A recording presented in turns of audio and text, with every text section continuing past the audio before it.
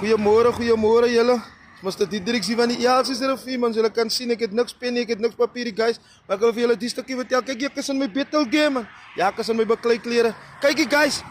Kyk, julle weet mos, ek is mos nie nou nie Elsie, man, maar as ek Elsies toe gaan, dan maak ek altyd tyd daar so 'n bietjie in die rondte te loop. Ek gaan mos nou hier na die plekkie toe hier onder, man. Ek kan nie die plek se naam onthou nie. Ook aan Pep. Langs aan Kunjalo. Kyk hier so, daar so is mos 'n plek wat kos verkoop, man. Kyk, guys, in die Holderouten. Nou kom kyk ek mos nou jy. Ek kyk die ou so en hy kyk vir my en ek kyk hom so en ek kyk vir my en ek kyk hier en ek sê, "Sir, you look just like Dwayne The Rock Johnson."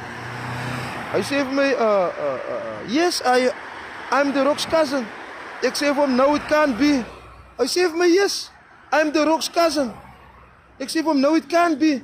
The Rock is in America and The Rock is from Samoa. From where are you?" Hy sê, "No, I'm also from Samoa."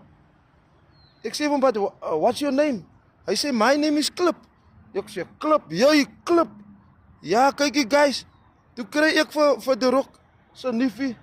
Sy naam is Klip. Hy bly nou in die Elsies. Jo guys, regtig waar, man. Ja, nou kykie guys, kyk hierso. Julle dink ek lieg, sien julle hierso? Dink julle ek lieg? Kyk hoe lyk Klip, man. Kyk hoe lyk Klip. Amerika het vir The Rock en ons in die Elsies het vir Klip. Jo, guys, het was 'n eer vir my om vir Klip te ontmoet, man.